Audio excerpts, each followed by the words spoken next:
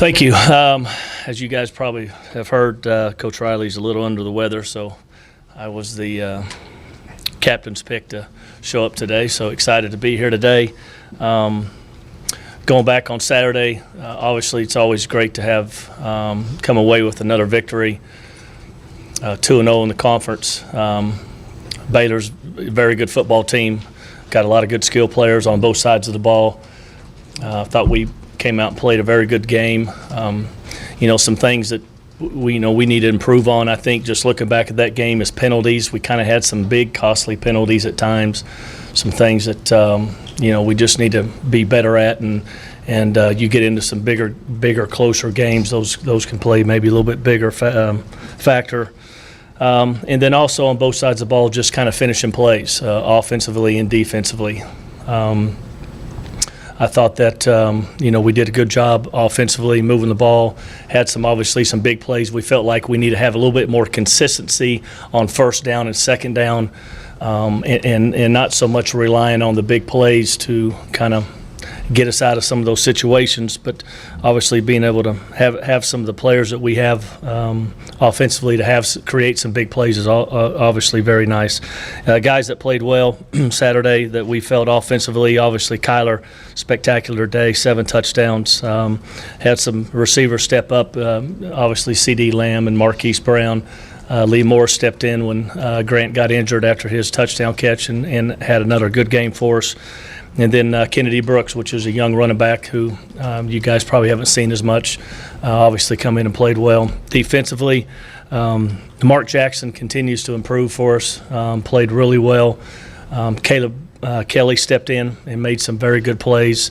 A couple guys up front, Armani, Dillon played well, and we felt like Trey Brown played well on the back end. Excited about this weekend, obviously. It's a different game. You can say that it's just like every other game, but it's not. It's a totally different game. I always tell my players, you'll come up that ramp in the fourth quarter after that game, and you'll be physically and emotionally drained. It's just a different game. So from there, open it up to questions. We'll start with Alan. You know what the injury situation is, man and Powers and everybody? I do not. That is a Coach Riley question. You'll probably have to shoot him a text later. Sorry. I heard that you always ask that question. You're a big injury guy, huh? Yeah. Yeah. Barry? Yeah, Cale, you played in this game 28 years ago for the first time. How's it changed from your perspective? 1990 and been in a bunch of times since. How's it changed? I don't know if it's changed much when it comes to people associated with Oklahoma football and Texas football. It was a big game back then, and it's a big game today. And it's regardless at the end of the season, your win and loss record, how you finish the season, this is always a big game. It's such a, it's big when it comes to the recruiting world, and it's obviously it's important for the direction of your programs, how you want to finish the season, and put yourself in good position to possibly achieve some goals later on in the season. Go to the left here, Gary. Yeah, Cale, you've had games on staff here where you got down on Texas and really put them away and run away with regard to the final score. That clearly hasn't been the case the last 5 years. Last year, I think you were up 20, and they punched back and really made it tough on you all. How can you tell a change of tone from that program just in the last 4 or 5 years in terms of fight in this game, say compared to years past when you've won by 40 to 50 in certain games? No, I can't. Again, they're it's a program's got a lot of tradition and a prideful program, and they've got great football players down there, and they've always had great football players down there. When you get into this game, and I think that's what I was referring to earlier, it's just a different football game. It's not like the others, and you could be a better football team than them. Sometimes it's hard to run away from them, and you just got to keep playing. Cale, how do you evaluate? You don't coach. I'm sorry, Mike. Go ahead, Dean.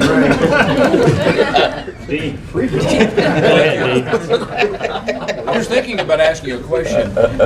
No, how do you evaluate Kyler? I know you're not a quarterback coach, but you know the position so well. When you look at that guy, how do you look at it? And again, I'm sorry. He's special. He's he's like there's not very many quarterbacks, I believe, that have played the game that you can put him in their category skill set wise. I think a lot of people are starting to really get a good idea of really how well he throws the football. We all know that he's fast and he's got speed, but he really throws the football well. He's very accurate. He's got a very quick release, and he throws the deep ball very well. And a young man that obviously went through high school and never lost a game, and won a lot of state championships, and that's hard to do. So I said something to Lincoln last week, just during the middle of the week, that that I've noticed just on the side, the little things are just, he's getting better and better, and it just the more reps that he's taking, and even though he's been in college for several years, but he's getting better, and he's somebody that can create plays and get you out of some bad situations as well. Okay, we'll go to Ryan Aber. Cale, you mentioned Kennedy Brooks earlier. I know you're not around the running backs constantly like you were, but what kind of improvements have you seen from him, or was it just a matter of getting him a chance at extended time? Well, Kennedy's somebody that we thought a lot of whenever he came out of high school. He came out of a high school that I was recruiting several years ago, and we noticed him when he was a freshman and sophomore. He was also somebody who had a great spring football for us. Probably had more big runs than anybody that we had in spring ball. He's a younger guy, but he's getting more reps. With the absence of Rodney Anderson, he's obviously kind of been thrown in the fire some. He obviously has the abilities and the skills, but just the more snaps you get and the more live looks you get, you tend to get better as the season goes along, and it was good to see him out there Saturday. Eric Bailey. Cale, just your thoughts on three players from the same high school starting or playing for the same offense in Bobby, Lee, and Kyler. Pretty good group. And I can't say much about that school, but they, if you wanted to see much on Lee Morris or find out about how good he was in high school, just Google Kyler Murray, and most of his throws in high school were thrown to Lee Morris. So, Lee's done a great job. Obviously, he's put a lot of time in here. He's built into the system, and it was great to see him continue to go out there and make plays like he's made this season. Okay, Tyler Palmatier. Yeah, you've been around receivers here for a long time. Where do you think Marquise and CD Lamb stand up as far as a kind of a 1-2 punch or a receiving duo, so to speak? Well, Marquise is different with the speed that he has, and that's a different speed than what most people are used to. And I think a lot of people don't really get a good idea how fast he is until they see him live on Saturdays. One of the things that I've been was impressed with Marquise about as well as Coach Riley and Coach Simmons is he catches deep balls as good as anybody that we felt like we've been around here. D.D. Westbrook caught deep balls really well, but you get to the games on Saturday, Marquise shows up and he plays really, really fast, and he's a very competitive football player. CD's a young man who obviously had a great season last year and is continuing to grow, and it's a good combination. When you can put one guy on one side of the field and one guy on the other, you just got to kind of pick and choose how you want to cover those guys, and then you throw in some guys inside in the run game, and a guy like Kyler Murray, it could be potentially a good offense. To follow up, do you feel like they deserve to be in the conversation as maybe the best duo at receiving that OU's had? Oh, shoot. Yeah, possibly.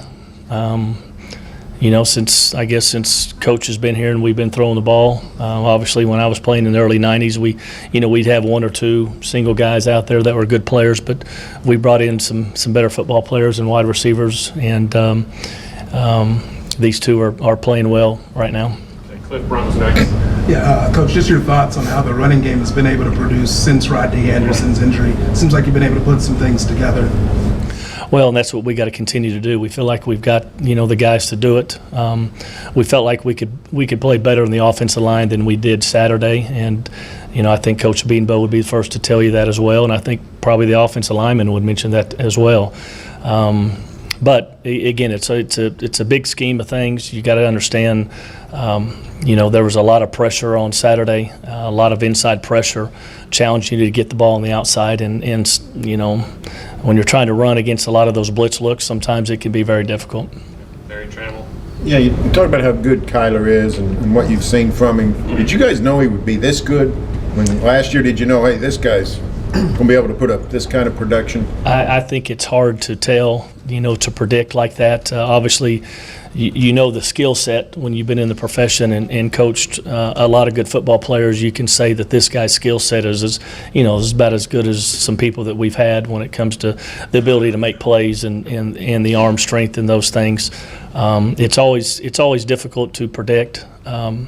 And then, obviously you got to match that with, how the offensive line's playing, and you got to have guys on the outside that catch those balls, and we're doing that right now. John Hoover. Yeah, Cale, Dean stole my question, so I got to ask it a different way. Kyler, and, if you think about put him up against the other quarterbacks who've been here, the guys that have statues out here, they all had different quarterback coaches, so obviously the common thread might be you in your playing days here. No? No, it wouldn't be me. I can promise you that. No, I just want to know from your perspective, compared to some of those things that those guys did, what was Saturday like? How does his game last Saturday stack up in his growth and maturity, his poise, all that stuff? Where does it stack up with some of what those other guys did? Well, that was about as good of a performance that we've seen from about anybody. Obviously, some of the quarterbacks that you've seen out there, when you talk to Jason Whites and the Sam Bradfords, their skill sets were different than what we're doing with Kyler and in what Kyler has, and as well as what Baker has. Baker and obviously Kyler are both very, very similar. I can remember when we started recruiting, Kyler out of high school that, Coach Riley, Lincoln was, felt like that this guy maybe, might have a chance to be extremely special someday, just because of the skill sets. You just don't see people that are that fast and have that strong of an arm and a combination. Sometimes you see one that's got the great arm, it's not as fast, or vice versa. So, Kyler's still young in the season, and he still knows that there's still a lot more out there ahead of him, and as well as our football team. Joey Helmer. Hey, you talked about Kennedy. How much confidence does that performance the other day maybe give you guys in giving him more touches moving forward? Anytime you have success in football games, that's going to build confidence. And obviously, we go against our defense a lot during practices, maybe a little bit more than what some people may do throughout the course of a season. So we compete, and we compete at a high level. We challenge our players during practice, and there's a lot of competition out there. So he's getting a lot of live looks throughout the course of a week, but obviously going against another opponent and doing it on Saturdays and, in front of 85,000 people is different. Now. On your defense, Cale, all your touchdown drives were under 3 minutes. Is it tough on them when they're on the field, then all of a sudden 3 minutes later they're back on the field? Well, if you ask Mike Stoops, probably. There's some times that we score fast, and being in the press box with him, he just kind of gives us that eye, But and it is challenging, obviously, for a defense to go back out there after you have some long drives, and when the offense is out there quick, and whether score or go 3 and out, you got to get ready to go again. That's just maybe that's part about being in this conference. You get a lot of plays in this conference. And defensively, that's those are the offenses and the tempo you're facing. Cale, can you talk about the guys you're coaching, the top couple of them, and is Drake Stoops going to play like at Texas, or is he expected to redshirt? That's up to Lincoln. Lincoln decides that. Drake's been in good position and been practicing well. Grant Calcaterra's been kind of coming on. He had a drop or two the other day, which was something that we would prefer not to happen, but he made one great catch for a touchdown. Lee Morris, as I mentioned earlier, is really playing well and coming on. And we feel very solid with Miles Tees and Nick out there in the slot position. Byron. Texas lost their first game. They won 4 in a row. Can you tell what they've gotten better at? Where's their biggest improvement? A little bit about their football team. Obviously, defensively, they returned 9 starters, so they got a lot of guys running around that they've had in the past. They got a couple very good defensive linemen, number 90 and 44 on the defensive line, 2 senior linebackers. They're very talented on the back end. I think offensively, probably the biggest thing that they're doing is Sam's playing very consistent offensively. I believe he's only had 1 interception. I think that was in the first game of the season, and he's thrown 1 or 2 touchdown passes. So, they're taking care of the football, playing well, and they playing well defensively, and it's just looks like they're playing good team football. Okay, go to Jake Trotter on the right. Yeah, you were talking about Kyler and how well he throws the ball. He's probably going to move on with a baseball career, but do you think that he could play in the NFL with his skill set? Yes, no doubt in my mind. 100%. I think NFL teams would take a risk on a 5'10" quarterback. I don't know. I can't. Probably shouldn't touch on that. Bob. Cale, you said big recruiting weekend. When you start recruiting kids earlier and earlier, 8th grade, freshman year, and now it's a 24/7, 365 deal, can this one game still be that ultimate difference? Maybe down at the end of the stretch on 1 or 2 kids. But it is a different, we're recruiting kids, from their freshman year on, and it's 24 hours a day, and it's 365 days a year, and if you're not doing it, then you're not doing a good job, and you're not going to be a good recruiter. So, but this is big. This is why, this is why players come to Oklahoma. This is one of the games that they want to play in. This is why players go to the University of Texas down there. You want to play in the big games, and this is a huge game for us and a huge game for them. And it's the environment's like no other. You just can't explain it unless you've been in it. Okay, we'll go back to Gary. Yeah, and Cale, because of how unique this is there still any kind of curiosity as to how Kyler will manage that environment? As poised as he's been and as sufficient and sharp as he's been to this point, is this still sort of a hurdle, so to speak, that he's got to clear? I feel confident in his ability and his skills. I believe he's been in a lot of big games throughout his life, whether high school or college, and some guys just kind of have it, and I think he kind of has it. So obviously he's shown that, and we feel very good about him. We'll go to Clay Horning in the back. On the subject of redshirting, just generally, trying to take advantage of the rule, it seems like it's the kind of thing that you could spend all your time trying to orchestrate just the premium strategy, and to the point that maybe it's counterproductive. I mean, is it a dicey thing to figure out how to use that rule? Well, I think it's definitely something that we're all still learning about. We can sit in there, and we have sat in there, and we've talked about it quite a bit. But I think there are situations that come up and things change, and you may have to go in different directions. So I don't know if there's a perfect solution. Again, I think you could ask this question 5 years from now, we probably have a closer to a better, perfect solution. But right now, it's just kind of how it's evolving. How about this? Does it get in the way of other decisions you have to make over the course of a week, or do you feel like it's pretty well managed right now? I think it's pretty well managed, but again, things could change. Just any given moment with a practice or an injury or a suspension or anything like that. Barry. Yeah, Cale, since Lincoln got here at the start of 15, the offense has been on a big trajectory. Is this as good an offense as you've seen sustained over not just one season, but collectively? And, you've been here since Bob got here. Is this the best the offense has performed on a consistent basis? It's up there. Considering you just lost the best quarterback right OU's ever had, and maybe college football's ever seen, and you haven't missed a beat. Well, when you have that guy, if you have a quarterback, you got a chance to be good, and that's across the board on whether you're in high school or college or the NFL. And obviously, when the better that the guy is that you have, the better chance that your offense has got a chance to be. But we've got a good system around them. We've got a lot of good players, and obviously it's all included in what we do. And I've said it before. Coach Riley's as good offensive mind I've ever been around. We've had a lot of great coaches here, and that's not taking anything away from any of those guys. A lot of them have moved on to being head coaches, but